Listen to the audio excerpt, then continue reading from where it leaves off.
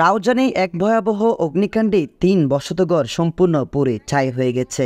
৮ April মঙ্গলবার ভোর ৬টার দিকে উপজেলার বাগোয়ান ইউনিয়নের কুয়েপাড়া গ্রামের ৭ নম্বর ওয়ার্ডের চৌধুরীপাড়া গ্রামে এই অগ্নিকাণ্ডের ঘটনা ঘটে। অগ্নিকাণ্ডে ক্ষতিগ্রস্তরা হলেন এলাকার মৃত জামাল আহমেদের ছেলে অটোরিকশা চালক মোহাম্মদ বেলাল উদ্দিন, মোহাম্মদ মিঠু ও মৃত নবাব মিয়ার ছেলে মোহাম্মদ নওশাদ। এছাড়াও বেলাল উদ্দিনের ছেলে আসন্ন এসএসসি পরীক্ষার্থী মোহাম্মদ সাজিদের প্রবেশপত্র, বই খাতা সম্পূর্ণরূপে পুড়ে যায় এবং বেলাল উদ্দিনের ৪ বছরের ঘুমন্ত মেয়ে মরিয়মের পায়ে ও মাথার চুলের অংশবিশেষ পুড়ে যায়।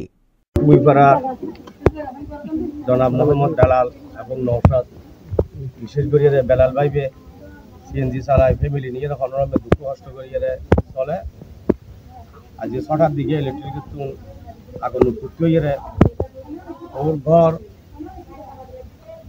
উপরে টিন হইতে লইয়ে আলমিনে থাকা অবস্থা, কাগজপত্র, প্রয়োজনীয় ডকুমেন্ট পত্র পুড়িয়ে কিচ্ছু নাই।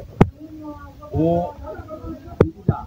ফ্যামিলি নিয়ে হনরমে চলে, ওর বাচ্চা 10 তারিখ আছে পরীক্ষা দিব, ওর বইপত্র কাগজপত্র সমস্ত কিছু পুড়িয়ে এখন বিশেষ করে আমার এলাকার মেসে আইসি বিয়া করে আইসি সহযোগিতা করছি অনেক আনি দিয়ে তবুও কিছু রক্ষা করি না পারে, যেহেতু ইলেকট্রিক আগুন লাগিয়ে হিসেবে আল্লাহর একখান অশেষ রহমত, প্রত্যেকের নিরাপদা আছে ইয়ে একখান আল্লাহ রহমত।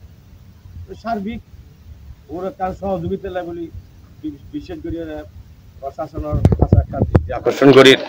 ঘটনার প্রত্যক্ষদর্শী ও প্রতিবেশী মোহাম্মদ ইলিয়াস সুমন বলেন, ভোরে বেলাল উদ্দিনের নামাজ আদায়ের জন্য উঠে দেখেন তার রান্নাঘরের দিকে আগুন জ্বলছে। তার চিৎকারে আশেপাশের লোকজন ঘুম থেকে উঠে আগুন নেভাতে ঝাঁপিয়ে পড়ে। দ্রুত আগুনের তীব্রতা বেড়ে যাওয়ায় কিছু বের করা সম্ভব হয়নি। ক্ষতিগ্রস্তদের খাদ্য সহায়তা দিতে আসা সাবেক ইউপি চেয়ারম্যান কাজী মাওলানা আবুল বশর বলেন, তারা খুবই অসহায় পরিবার, তাদের মাথা গোঁজা ঠাঁই দিতে সরকারি সহায়তার পাশাপাশি বিত্তবানদের এগিয়ে আসার আহ্বান জানান তিনি।